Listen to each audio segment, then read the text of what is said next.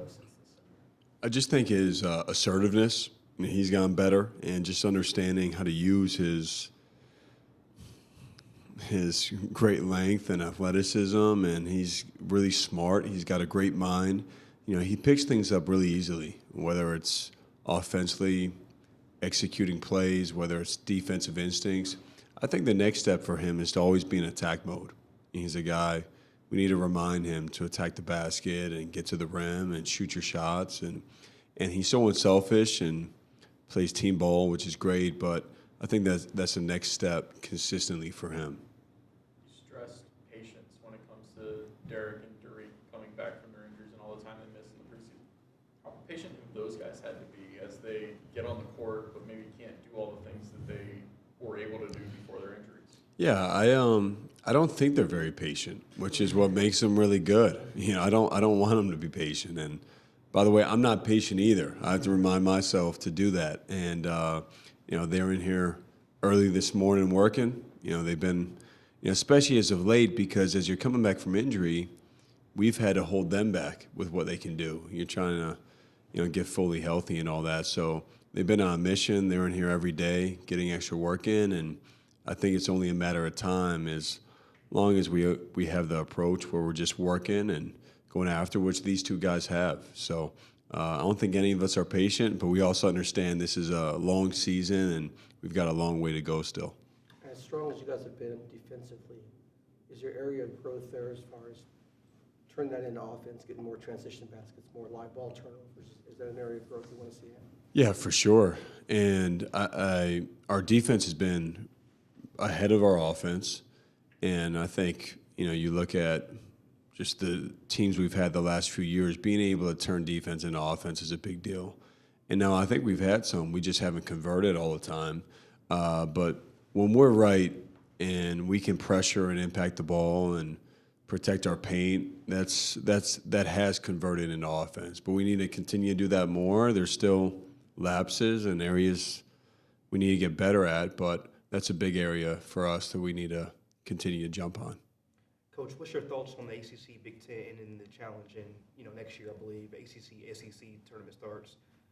Potentially, the big rumor's been Duke, Kentucky. So everybody wants to see Cameron Indoor Rubber Arena. What are your thoughts on the whole new partnership? Yeah, I mean, it's, I grew up on the ACC Big Ten Challenge, of course. We had some great moments, great memories, and glad we finished with a win. And I don't know anything about those rumors. That would be news to me. We'll see where we play, whether it's at here or I haven't been to a lot of SEC schools. I don't know if I've been to any. So that'll be a fun experience. And again, the SEC is a great conference, and wherever they send us, wherever we go, whoever we host, whenever that time comes, we'll be ready to go. Jeremy was talking a little bit about Tyrese's growth earlier. For a guy like him who's obviously a good shooter, just has been struggling from the field a little bit, is it only kind of one or two shots that needs to go down for him to get going? Jeremy, you said? Jeremy was talking about Tyrese. Sorry. Yeah, and sometimes guys miss and they're all over the place. I mean, almost every one of his misses has been back rim or in and out. And so for him to see one go down the other night, I think was important. And, for him, he's way more than just a scorer shooter. He can really pass, and we need him to play make for us. So, and not to judge yourself based off of shooting. I think as a young player, you get caught up in doing that. Am my shot's not falling? Am I playing well? And, I thought he broke through with that in the Purdue game. Jon, what changes when conference play begins? Just what changes for a basketball team once conference play begins? Yeah, it's a level of play. It goes up, and we all know each other very well. Even though we have a new team, and Boston College, they have a new team as well. But they have a bunch of returning players. But there's history there, right? And you're 0-0. There's nobody that's a loss, nobody that's a win, and so every game is important. And this league is a great tradition and a great history of big-time games. So for our guys, we're excited about the opportunity. I don't know. I haven't asked Mike. I don't know if this is the earliest game we've ever had for a conference game, but second earliest. I knew he would know, but so it's that's interesting and an adjustment. But we're ready, and anxious to get started with ACC play. Sort of a small thing, but you've been using Jacob as a screener a lot. Yeah. Why do you like doing that? Jake is really smart, and he knows usually what the defense, how they're playing them, and what the coverage is. And so he's able to get guys open, even if there's no switch or nothing happens in pick and roll. He just gives us movement. And I think when we've gone stuck offensively, we've been really stagnant, and we're doing too much standing.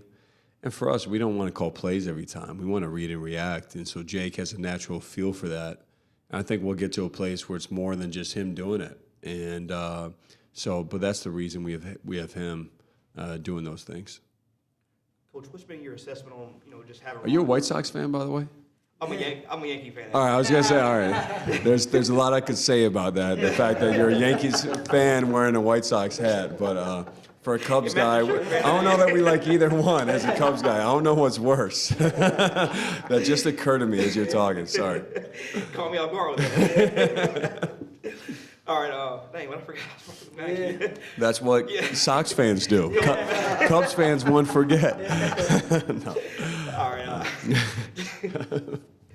What's been your assessment on Ryan Young? He mentioned earlier just doing the dirty work, and each year a team has a player that does the dirty work, hustle back on defense, whether hedging hard, ball screens, offensive rebounds against Ohio State in the last 2 minutes, which gives you 2 points, extended lead to, I believe, 7 points. What's been your assessment on just having a player of that caliber on your team? He's been terrific. I mean, he's been great. He's all about winning. He could not care less about. Could care less about. He could not care less about scoring, statistics, anything other than what the team needs, and that includes starting, coming off the bench, minutes, and when he's in the game, he's a big-time competitor.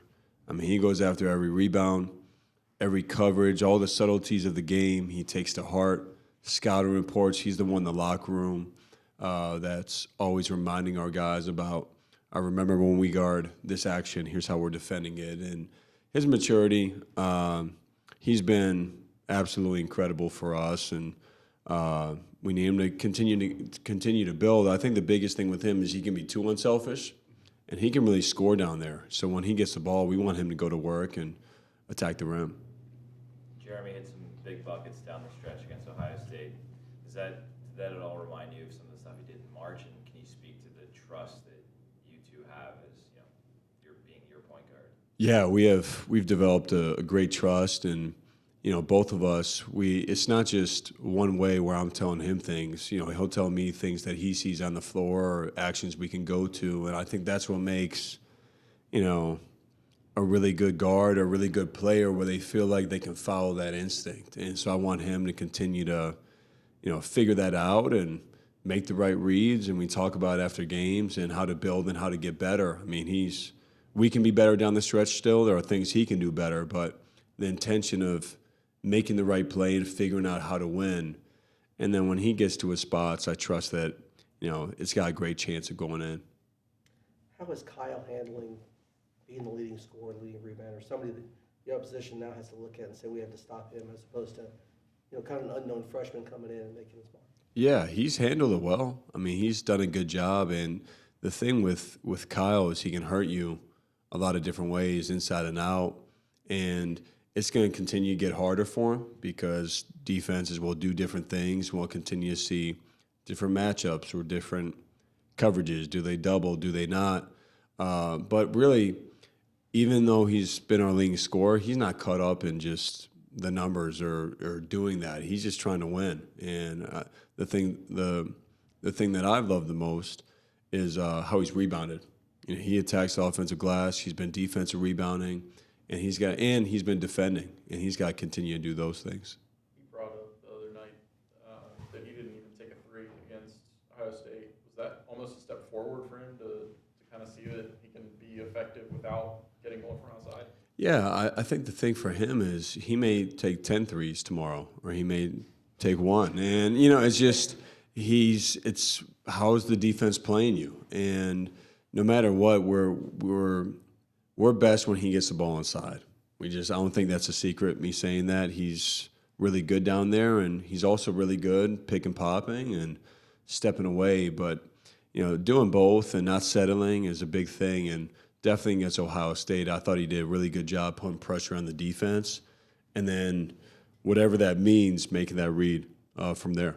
Sort of going off that, Derek had that one backdoor pass to Jake the other day from outside the top of the key. Is that something more high-low passing you can see between him and Kyle? Would you like to sort of see more of that? Yeah, for sure. All of our bigs can pass. And so we've tried to, make our offense more where it's, all 5 guys can really handle, and they're put in a position where they can make those reads. And, Derek's been a great passer for us. And so whether it's him, whether it's Ryan, Kyle, I think that's still the thing with Kyle you guys haven't fully seen. He can really pass, and we'll get him there with that as well. But that's exciting when you have bigs that can do that. And for our guards, we just need to make those reads. We're still getting adjusted to playing with some guys that can do that. And as we continue to practice, we still have to get some practices under our belt.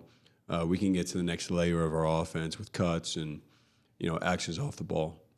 Yeah, you mentioned practice on Sunday after the Purdue game. You guys needed practice. You hadn't had a chance to. Has this been a good week for that, or you had one game and you have another game tomorrow? But or is it going to be more after the Iowa game when you get a little bit of a Yeah, break between that? well, today's an important practice for us. We had off yesterday, and so no, we haven't had a chance to practice. Monday was off too. It was exactly. So it's I'll tell you, it's been here a decade now as a coach. It's probably the most unusual couple of weeks with just the way the schedule's worked, but that's how it goes sometimes. And I think the main thing is, like today, obviously, we'll prep for BC, and we know it's a great challenge. We have to continue every day. We have to do something for us, whether it's adding something new or we're improving in certain areas. We have too much room to grow. Can't take a step back, can't stay the same. We have to continue to transform and get better. So each day, whether it's a 1-day prep, 2 days, we'll always do a little something for ourselves, which I think is really key for us to make sure we're getting better as the season goes along. Coach, what are your thoughts on Coach Elko being named ACC Coach of the Year recently?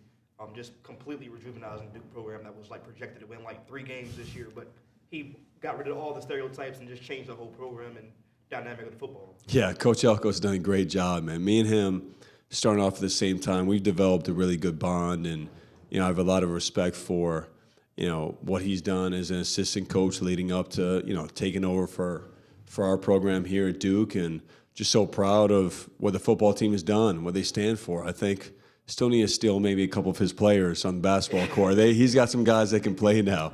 But we really supported each other, and there's no question in my mind he deserved it. Our program it's only going to get better from here with his leadership. So really happy for him. I did text him. I haven't heard back yet. So I don't know if he's gone big time on me or anything, but that's my guy right there. I'm happy for him and proud of the football team.